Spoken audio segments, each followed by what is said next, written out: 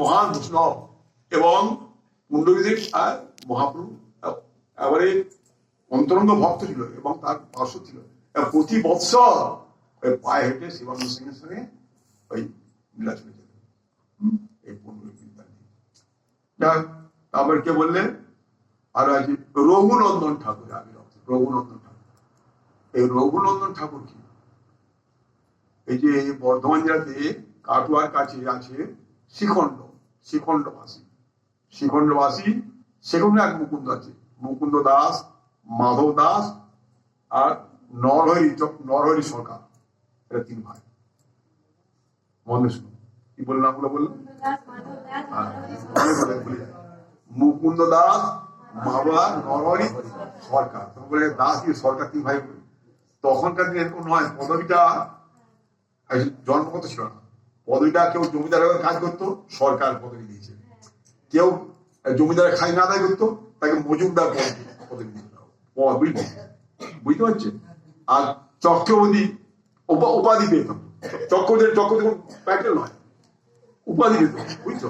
এইভাবেই চৌধুরী নবাবদের খাই না আদায় করতো, চৌধুরী উপাধি পেত বা পদ প্রাপ্ত হতো। এটা পদ। তবে সেই থেকে ওই বংশপরি চৌধুরী।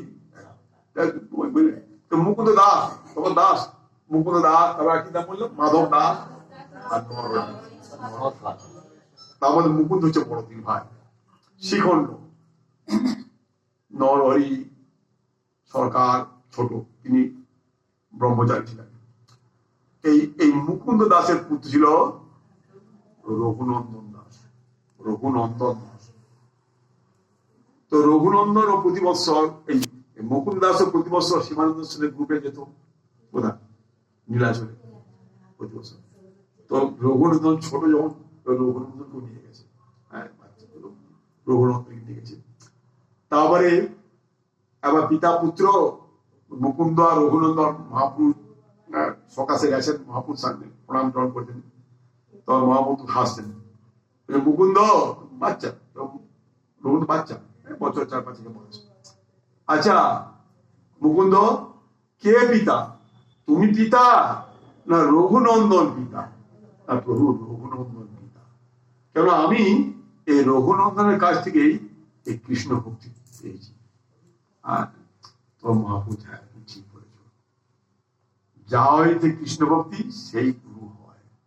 যার কাছ থেকে তুমি কৃষ্ণ ভক্তি লাভ করেছো, যে তোমাকে কৃষ্ণ ভক্তি প্রদান করেছে, সে হচ্ছে প্রকৃত গুরু। এটা মহাপ্রভু বললেন। হ্যাঁ সত্যিকারের রঘুনন্দনই তোমার পিতা। কেন রঘুনন্দন তোমাকে কৃষ্ণ ভক্তি দান করেছে।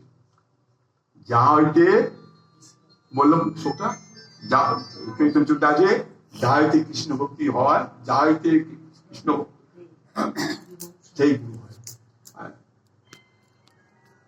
তো যিনি কৃষ্ণ ভক্তি দান করেন, যার কাছ থেকে কৃষ্ণ ভক্তি লাভ করা হয়, তিনি প্রকৃত গুরু। এটাই চৈতন্য মহাপ্রভু। তো এই রঘুনন্দন ঠাকুর একদিন মুকুন্দা তার বাড়িতে শ্রীখণ্ড গ্রামে, সেখান থেকে তিনি একবার কোথায় গেলেন, কাজে গেলেন। রঘুনন্দন ছোট বলে, বাবা আমি তো আজ বাইরে আছি, তুমি দেখেছো আমি রোজ ভগবান ভোগ লাগাই, তুমিও ভগবান রোজ ভোগ লাগাবে, আমি ফিরে আসতে পারি।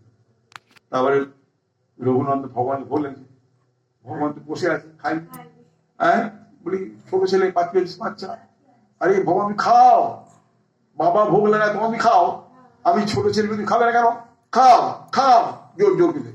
হ্যাঁ ভগবান সব খেয়েছে। ভগবান সে ছেলের আকুলতাতে ভগবান সব খেয়ে নিয়েছে।